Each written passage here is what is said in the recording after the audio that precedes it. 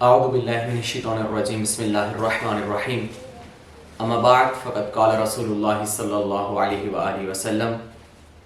انی تارک فیکم الثقلین کتاب اللہ و اطرتی۔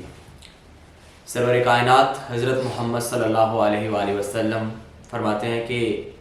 اے میری امت، میں تمہارے درمیان دو گراں قدر چیزیں چھوڑی جا رہا ہوں، ایک ہے قرآن اور ایک ہے اہل بیت۔ اگر تم ان دونوں کے ساتھ تمسک رکھو گے، یعنی ان دونوں کے ساتھ متمسک رہو گے، تو اس دنیا میں بھی کامیاب ہو جاؤ گے اور اس آخرت میں بھی کامیاب ہو جاؤ گے۔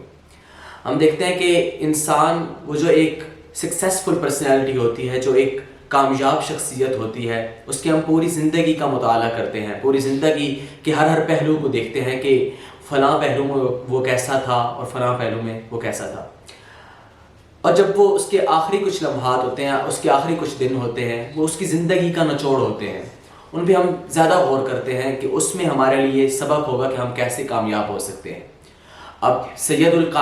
المرسلین، سید الانبیاء اس کائنات سے جا رہے تھے جہان ابدی کی طرف، تو جو ان کے آخری لمحات ہوں گے، آخری دن ہوں گے، وہ ہمارے لیے کافی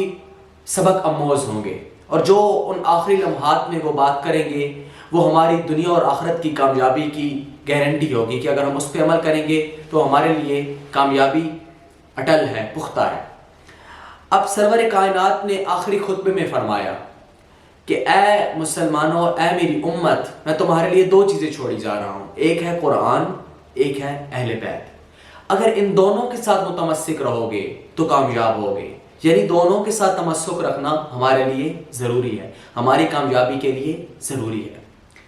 آج ہم اس معاشرے میں دیکھتے ہیں کہ قرآن کو وہ اہمیت نہیں دی جاتی کہ جس اہمیت کا قرآن حامل ہے، اور خدا قرآن میں فرماتا ہے وَقَالَ الرَّسُولُ يَا رَبِّ إِنِّي قَوْمِ اتَّخَذُوا هَذَا الْقُرْآنَ مَهْجُورًا۔ قیامت والے دن رسول خدا سے شکوہ کریں گے کہ اے خدایا، میری امت نے اس قرآن کو ترک کر دیا، بھلا دیا۔ حالانکہ کتنی اہمیت ہے، اتنی اہمیت تو قرآن کی تھی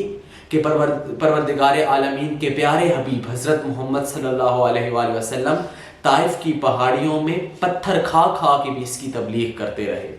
اس قدر تو اس کی اہمیت تھی کہ نوک سنا پہ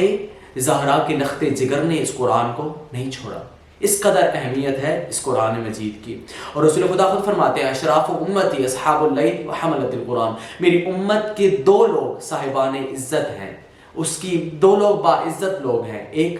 وہ جو حاملان قرآن ہیں اور دوسرا وہ جو شب زندہ دار ہیں۔ یعنی قرآن کی اہمیت کو ہمارے لیے اجاگر کیا۔ قرآن مجید قیامت والے دن ایک وجود، قرآن مجید ایک وجود کی شکل میں ہوگا، ایک ہمارے سامنے ایک وجود ہوگا قرآن کا، اور وہ بتائے گا کہ فلاں مسلمان نے، فلاں اے مصطفیٰ، فلاں تیری امت کے فرد نے فلاں جگہ میرے ساتھ زیادتی کی ہے۔ مجھے یہ قرآن کو ترک کر دینا، یہ ایک بہت بڑی ہمارے لیے ایک بہت بڑی پتہ نہیں کیا ہے